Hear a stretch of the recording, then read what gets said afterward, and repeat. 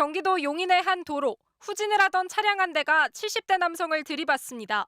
경찰과 구급차가 현장에 다급히 도착하는 모습도 인근 차량 블랙박스에 담겼습니다.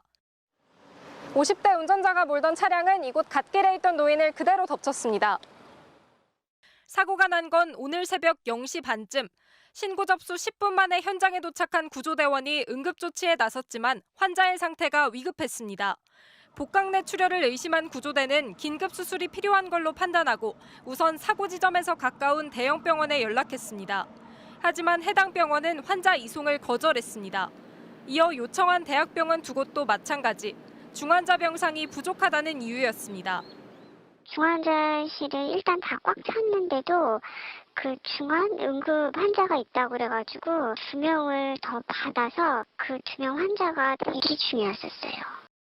이후 구조대는 수원과 안산, 충남 천안까지 대형 병원 8곳에 추가로 수용을 요청했지만 끝내 병상을 찾지 못했습니다. 구조대가 이송을 요청한 11개 병원 중 10곳은 병상 부족을 이유로 들었고 한 곳은 전화를 받지 않았습니다. 수술 가능한 병원을 찾기 위해 동분서주하던 구조대가 수용 가능 통보를 받은 건 사고가 난 지 1시간 20분이 지난 시점. 사고 지점에서 100km가량 떨어진 경기 북부 의정부의 한 대형 병원이었습니다. 결국 환자는 의정부로 가는 길에 구급차 안에서 심정지를 일으켰고 병원에 도착한 2시 46분 최종 사망 판정을 받았습니다.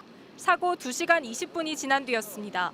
병상 찾는 데 시간을 보내다 이른바 골든타임을 놓친 겁니다.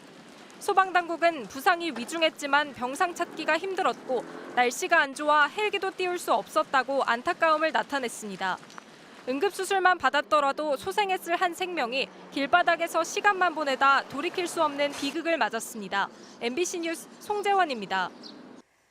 네, 이렇게 응급 환자가 병상이 없어서 이곳 저곳을 떠돌다가 숨지는 사고가 잇따르고 있습니다. 지난 3월이었죠. 대구에서 10대 여학생이 응급실을 찾지 못해서 숨진 이후에 정부가 대책을 내놨지만 같은 사고가 반복되고 있는 건데요. 대체 뭐가 문제인지, 이런 사고를 막을 수는 없는 건지 정혜인 기자가 전해드리겠습니다. 지난 3월 대구에서 한 10대 소녀가 건물에서 추락했습니다. 119 구급대는 신고 4분 만에 도착했지만 응급실을 찾지 못했습니다.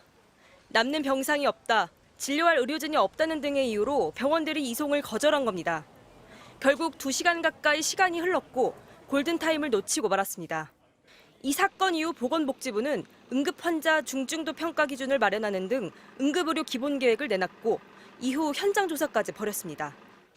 정부는 정당한 사유 없이 소녀의 이송을 거절한 병원 4곳에 대해 보조금 지급을 중단하기로 했습니다. 대책과 함께 병원들의 행정처분까지 내렸는데도 또다시 반복된 응급실 뺑뺑이 사고. 응급실의 필수 의료진 부족이 아직 해결되지 않은 게 원인으로 꼽힙니다. 응급실 재이송건은 지난 2021년 기준 7,634건 발생했는데 그 이후로 치료할 전문의가 없어서가 가장 많았습니다. 응급실 의사가 부족해서 붐비는 거거든요.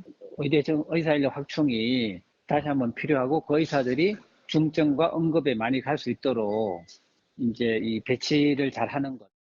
위급한 환자를 위해 비워져 있어야 할 병상이 경증 환자들로 이미 포화 상태인 점도 현장에선 여전합니다. 구급대와 병원 간 병상 정보를 실시간으로 공유하는 걸 목표로 하고 있지만 구급대원은 여전히 무작정 전화를 돌려 병상을 확인하고 있습니다. 중증 응급 환자가 적정 시간 안에 치료 의료기관에 이송된 비율은 49.6%. 정부는 5년 뒤에 이 비율을 60%까지 끌어올린다는 계획이지만 현장의 변화는 더디기만 합니다. MBC 뉴스 정혜인입니다.